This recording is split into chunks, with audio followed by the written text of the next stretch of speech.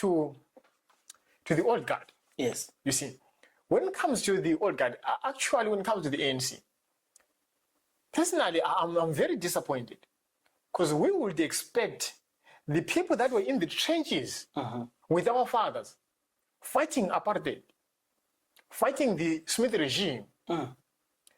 I believe that sometimes what we see is really an insult to the likes of Basil February, MK cadres who died fighting.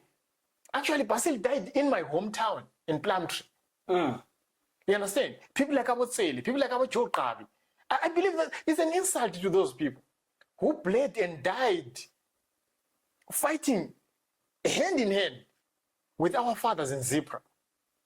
And today, the same parties that they belonged to distance themselves from us. One of the most confusing things is the alliance between MK and Zipra forces. Is it a betrayal that the African National Congress, even till today, finds itself so loyal to the ZANU-PF of Mugabe and Mnangagwa? It's so sad. Yeah, so sad. And how does it make you guys feel? I don't think anything irks me more than listening to ANC cadres hero-worshipping the same people who were responsible for arresting MK cadres from 1982 to 1983 and handing them over to the Bureau of State Security and its it later moved into the SADF CCB, handing them over so that these people can come and get hanged here in Pretoria. And it really saddens me. Mugabe delayed his frontline status as far as he could. When it became fashionable, then he wanted to be a frontline state because he was enjoying the promises that they made whenever M. Smith was leaving. And you guys saw this before anyone could. Exactly. You saw this before anyone could, and I mean, you cried out for help. No one assisted you. So I just want to understand,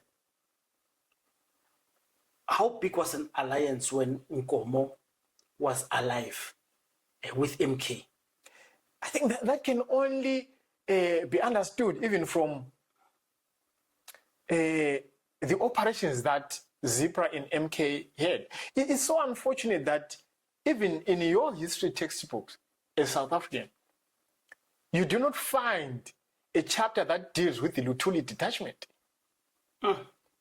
Which was, and I've always asked this question, why is it that the government wants to hide this alliance so much?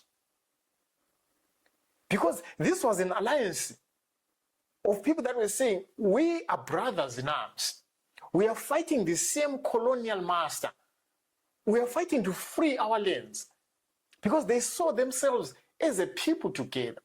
You understand? And on the opposite side, also forming their own alliance was ZANU-PF and the apartheid South Africa. Remember from 1982, Mnangagwa used to have meetings with the apartheid regime to strategize on how they were going to curb the actions of MK in Rhodesia, which had now changed into Zimbabwe. You understand? So now you had this divide that was very clear. No one was confused about who was where. Yes. So sometimes I do not understand where this confusion started. Yes. How did the ANC then switch from being loyal to the people of Ntwagazi all of a sudden to being loyal to the enemies of the people of Ntwagazi? If you understand how Kukunaundi started, the pretext that was given for sending in the 5th Brigade into Matabele, it was because we had found arms cache. So Zipra is trying to get rid of the government. And who owned those arms that we found? It was MK. You understand? Even people like Mishek Vilap, they went to jail for that because they harbored arms of war for the MK. Why? Because they still believed that Matabele should be a springboard for the MK to attack the establishment in Pretoria, which went in line with the strategy that Nkomo had. You understand? But then, now, I think it's a matter of betting on the winning horse.